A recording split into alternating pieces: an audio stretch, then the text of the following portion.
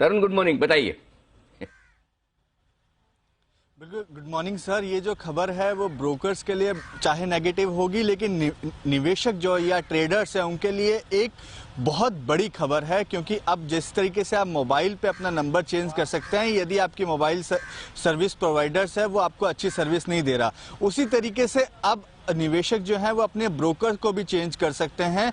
एक portability scheme SEBI लेकर आने जा रही है। सेबी और एक्सचेंजेस के बीच में इस चीज को लेकर विचार चल रहा है कि किस तरीके से ब्रोकर्स लेवल पर इंटर ऑपरेटेबिलिटी की सुविधा दी जा सके। जिस तरह बताना चाहूंगा कि पहले सेबी ने मेंबर्स लेवल पर इंटर ऑपरेटेबिलिटी दी थी कि आप क्लियरिंग कॉर्पोरेशन कोई भी यूज कर सकते हैं। यदि एनएससी में कोई दिक्कत है तो आप बीएससी पे ट्रेड कर सकते हैं, बीएससी में कोई दिक्कत है तो आप एनएससी पे ट्रेड कर सकते हैं। लेकिन अब ये जो सुविधा है ये क्लाइंट लेवल पे या ये कहें कि निवेशक और ट्रेडर्स लेवल पे देने की कोशिश सेबी कर रही है, और उम्मीद ये की जा रही है कि दिसंबर तक इसके रेगुलेशंस तैयार हो जाएंगे।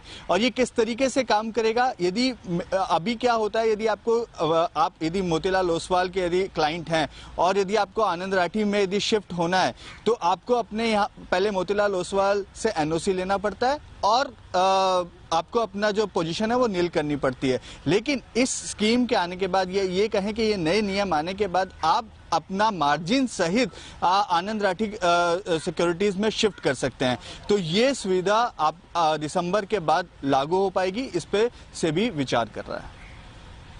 तो ये है आपके लिए बड़ा इंटरेस्टिंग कि एक्सचेंजेस के बाद अब ब्रोकर्स की इंटरऑपरेबिलिटी। ये तो जबरदस्त हो जाएगा सर। एक ब्रोकर से दूसरे ब्रोकर में अकाउंट शिफ्ट, बैंक का भी करवाओ ऐसा। हाँ, बस फिर तो सब में होना चाहिए। तो सब में होना चाहिए, है ना? करेक्ट, सारे फाइनेंशियल सर्विस। हाँ, फिर खाली ब्रोकर्स और एक्सचेंजेस में ही क्यों, सब में होना चाहिए फिर तो जबरदस्त हो जाएगा।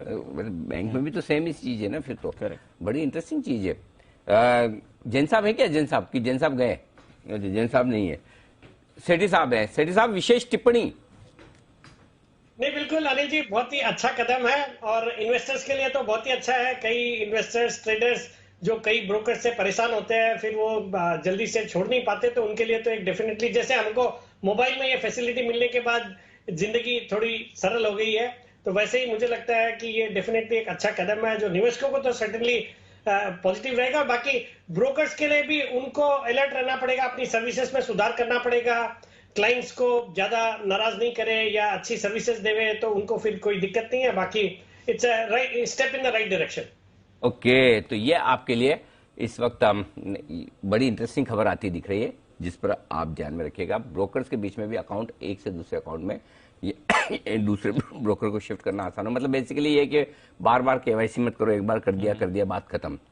सेम फिर तो डिपॉजिटरी पार्टिसिपेंट्स भी जिसके पास आपका अकाउंट है, मतलब सब एट पार हो जाएंगे। ये तो वहां तो मामला बड़े बड़े ब्रोकर्स के लिए और बड़े उनके लिए थोड़ा सा नेगेटिव होगा कि एंजल टाइप हुए, मोतीलाल ओसवाल हुए, या फिर आपके आईसीसी सिक्योरिटीज जो लिस्टेड है थोड़े से, उनके लिए तो ये भी तो हो सकता है दीप कि उनके पास ज्यादा आ भी जाए।